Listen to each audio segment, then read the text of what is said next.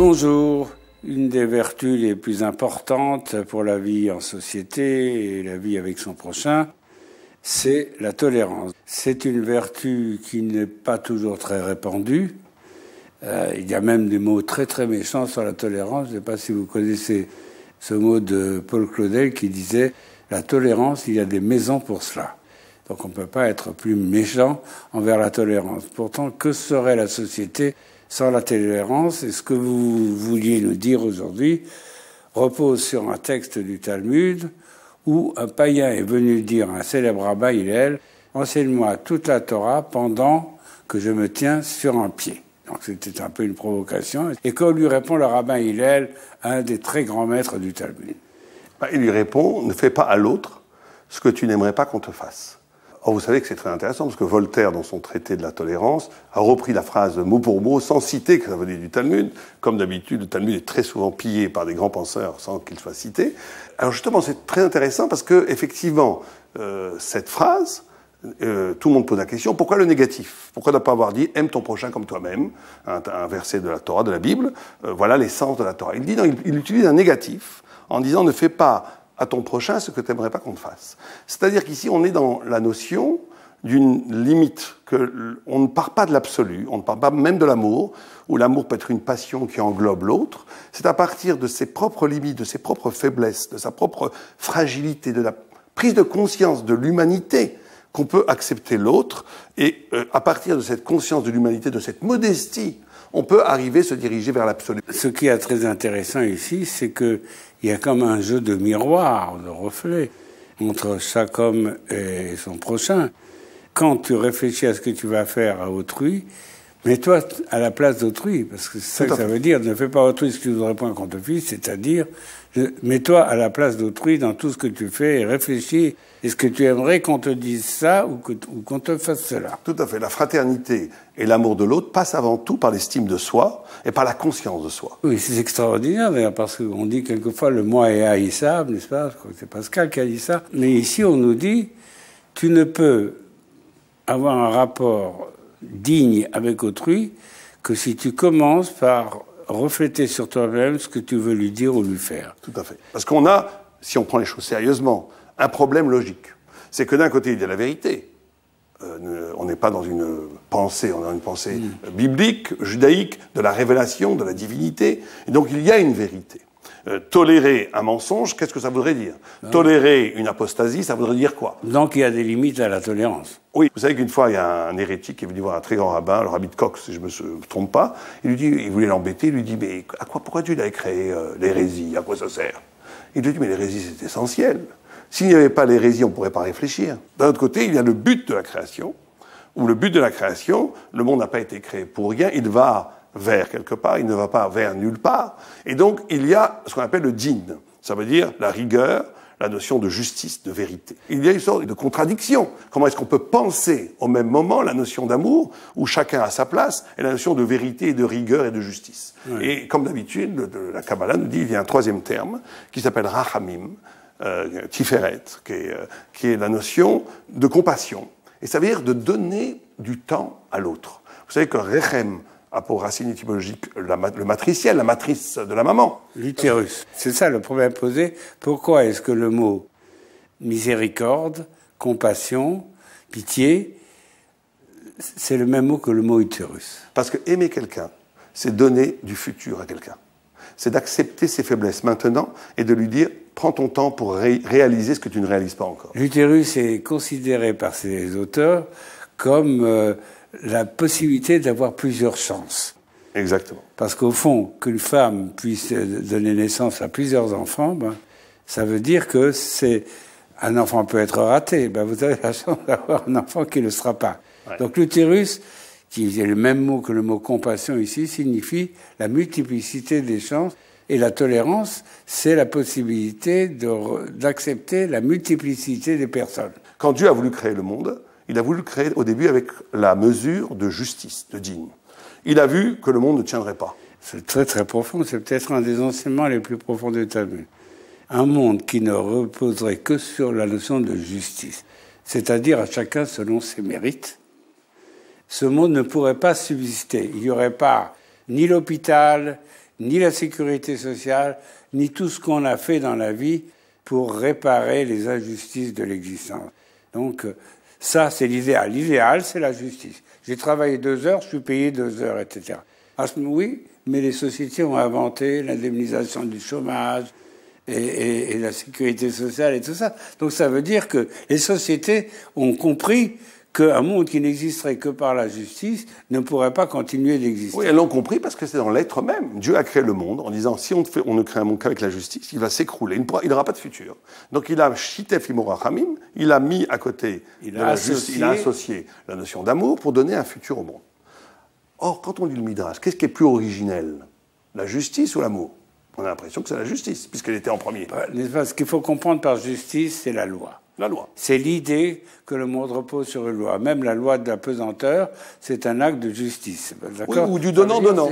Ça veut dire, c'est exactement comme ça, que pi soit 3,14, eh bien, c'est un acte de justice, et parce que s'il ne restait pas toujours 3,14, ça serait j'allais dire, la quadrature du cercle. Exactement. Le monde repose sur des lois, aussi bien physiques que morales, qui ne bougent pas, qui ne doivent pas bouger. Parce que si la loi bougeait, si la loi de la pesanteur n'était pas la même en avril qu'au mois de mars, tout s'effondre. Tout à fait. Pourquoi Dieu voulait créer le monde à partir de la justice? Pas juste pour punir les gens.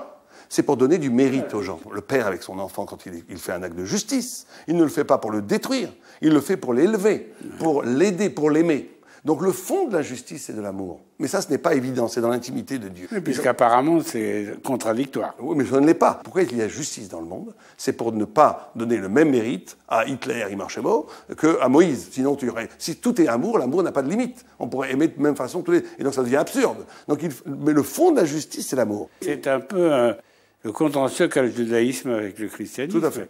Parce que le christianisme a fondé toute la spiritualité sur l'amour, alors que le judaïsme est un mélange de justice et d'amour. Cet équilibre avec la justice est essentiel. Et donc c'est là où on arrive au fond de la tolérance. C'est là où il y a le nœud métaphysique, si vous préférez, de la tolérance, c'est qu'il y a exigence, il y a vérité, il y a attente de l'autre qu'il se conforme à la vérité, au bien et à l'éthique, mais c'est pour son bien aussi, donc on ne peut pas le détruire. Un des aspects de la tolérance, c'est la capacité de donner de nouvelles chances. Oui. C'est un peu, on a parlé de l'utérus. L'utérus, il y a une chance de naissance et il y en a d'autres. Donc, quand la tolérance et la compassion sont deux notions très proches, c'est pour nous dire, mais c'est le sens d'ailleurs de l'amnistie, par exemple, de la réhabilitation devant les tribunaux lorsque quelqu'un a été condamné, donner une seconde chance. C'est extrêmement important, comme idée. Vous savez, mais quand on étudie les textes, le Talmud articule les enjeux de la tolérance autour de 3 thèmes qui sont l'identité, qui sont l'absolu et la vérité. C'est-à-dire que l'identité, vous connaissez que tous les grands fascistes, les nazis, l'appartenance à la terre, le peuple, que ce soit Carl Schmitt, Rosenberg, Drummond, Barès, tous, ils ont opposé face à la tolérance la notion d'identité très très fortement ancrée, aussi bien de la terre... C'est-à-dire le nationalisme. Un nationalisme pur et dur est nécessairement intolérant. C'est les gens du pays. On est français, c'est nous qui avons la vérité. Vous savez, c'est Hannah Arendt qui a employé cette formule tout à fait extraordinaire, je trouve, qui parlait d'un tribalisme nationaliste. Ça veut dire une sorte de nationalisme qui n'est pas juste une notion de la nation, c'est le retour à la tribu païenne. Ça veut dire que tout ce qui n'est pas, qui ne pactise pas avec le sang, c'est que la devise des nazis c'était terre, sang, fidélité et honneur, ça veut dire que la notion même de l'identité est plus forte que la notion de vérité. La notion même d'identité est plus forte que toute relation de compassion. Or, le judaïsme inaugure un peuple qui naît dans le désert, qui naît justement au-delà de toute identité. Le judaïsme inaugure un peuple où chaque personne qui veut rentrer dans l'alliance peut se convertir. Ça veut dire qu'on a ici une rupture avec le biologique, une rupture avec l'appartenance identitaire de la terre et du peuple, pour ouvrir à une sorte... Alors ce qui est extraordinaire, c'est que ce n'est pas non plus un refus abstrait. Vous savez que tous les grands fascistes et tous les grands intolérants reprochent à la modernité, l'abstraction reproche à la Révolution française d'avoir coupé le peuple du terroir régional et de l'avoir remplacé par des départements abstraits. Ce rapport identitaire, on peut peut-être le relier à un concept qui est très ancien, qui est celui de mère-patrie. C'est-à-dire que le nationalisme consiste à faire de la patrie, du terroir, à la fois le père et la mère. C'est un double nationalisme. C'est pour ça que peut exister le racisme. Si la France est à la fois ma mère et mon père, je ne peux pas la partager avec un immigré qui vient d'ailleurs. Donc ce concept de mère-patrie est un doublement de l'identité par le sol. Voilà, aujourd'hui, on a de grandes discussions en France sur la relation au sol, la relation par le sang, par la naissance paternelle et maternelle. Donc je suis français même si je suis né en Angleterre, mes deux parents français, ou le droit du sol. Vous voyez, il y a le droit du sang, le droit du sol. Oui, tout à fait. Mais alors justement, le judaïsme a résolu le problème avec l'ouverture à la conversion, qui est ouverte à tous les hommes, et avec une naissance dans le désert qui montre un rapport non identitaire à l'absolu. Mais là où ça va très très loin, où là c'est extraordinaire, vous savez qu'il y a quelque chose de tout à fait curieux par rapport à la notion de tolérance dans le judaïsme. C'est qu'on établit tout le temps ce triptyque très connu dans le judaïsme, vous savez, Neshama, par rapport à la pensée, l'âme, le deuxième niveau d'âme qui est au niveau du cœur, qui est l'émotion, la parole, et le troisième niveau d'âme qui est lié au foie, enfin dans le siège est le foie, d'après la Kabbalah, qui est le nefesh, qui est l'énergie spirituelle, qui est liée à l'acte. L'énergie vitale. L'énergie vitale. Or, vous avez trois catégories de mitzvot, c'est-à-dire d'injonctions divines, de commandements, qui correspondent à ces trois niveaux. Et vous avez trois catégories d'avérot, ça veut dire de commandements négatifs, qui correspondent à ces trois niveaux. Or, remarquez, on nous dit que le troisième niveau est le plus haut. Par exemple, vous avez mangé du cochon, c'est très grave, mais c'est moins grave que dire de la médisance, puisque le cochon, c'est au niveau le plus bas, c'est au niveau du corps, alors que dire de la médisance, c'est au niveau de la parole. Comme disait l'autre, ce qui sort de la bouche est plus grave que ce qui rentre dans la bouche. Exactement. Et de dire de la médisance, c'est encore moins grave que de penser mal, de penser hérétique qui est plus haut. Or, dans le corpus législatif judaïque, on ne punit pas, il n'existe pas de punition de liberté de la conscience. Rien n'est prévu dans la loi, ni dans la loi écrite, ni dans la Torah orale, pour punir quelqu'un qui penserait mal. Il n'y a pas la notion de politiquement correct dans le judaïsme. Non, et surtout, il n'y a pas de principe coercitif qui nous oblige à penser, ou qui nous oblige à parler. Par contre, oui, vous frappez quelqu'un, il faut payer, vous tuez quelqu'un, vous devez être puni, etc.